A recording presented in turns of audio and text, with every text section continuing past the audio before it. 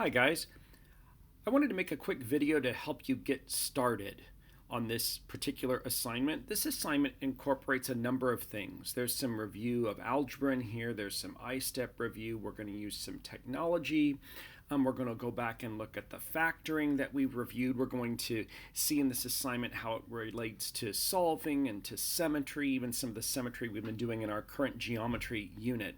So this lesson is important enough that I wrote a handout giving you specific step-by-step directions in order to complete it. If you follow it carefully, if you follow the arrows carefully, you should do just fine. So here, step number 1, go to my Geometry 2 Canvas page and click the Test Nav 8 link on the left.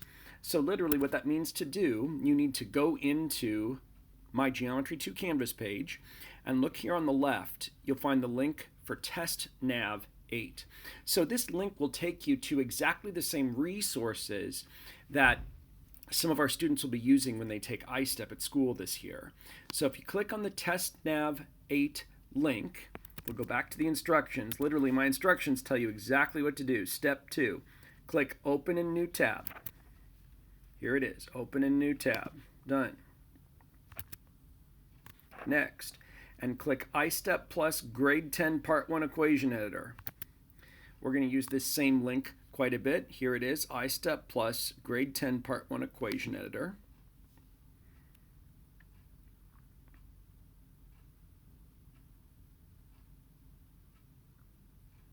Be patient.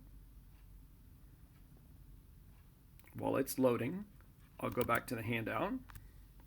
So literally the next thing is you're going to click the Start button one time. There's the Start button now. I'll click it one time.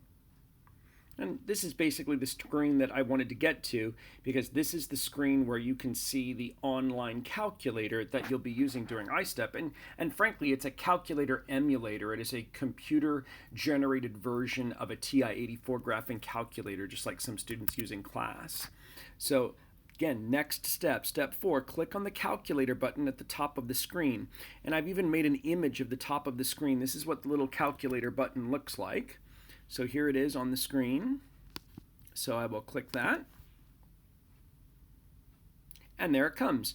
So this is the graphing calculator. This is the exact tool that you'll have access to when you're taking ISTEP.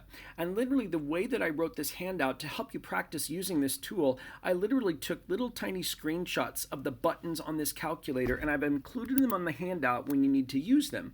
So for instance, we're going to do some graphing. So step 5, you're going to press the y equals button. So the first thing we need to do is get our function into the calculator. So here's the y equals button. You'll press it.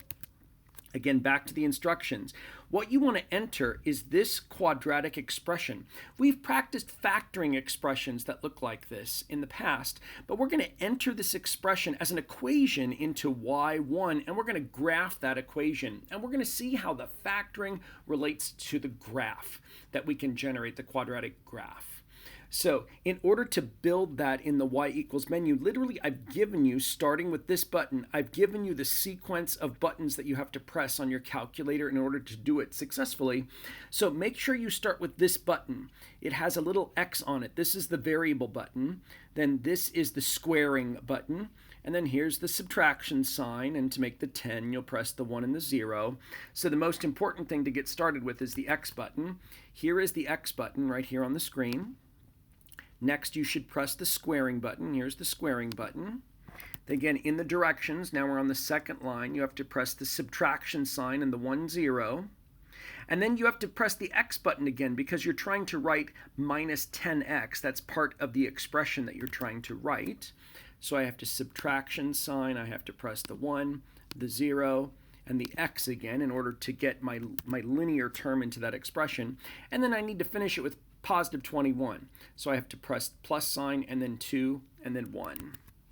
So here's the plus sign and the 2 and the 1. So what I want you to see is on these instructions, I am literally telling you step by step what to do.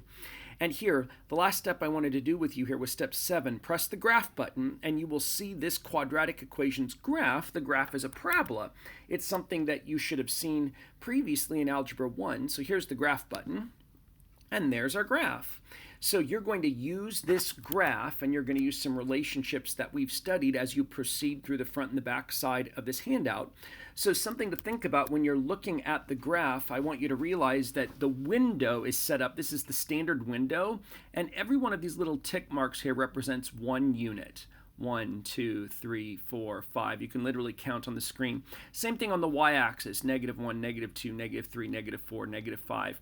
Each of those tick marks in this standard window here is set up to represent one unit in each direction.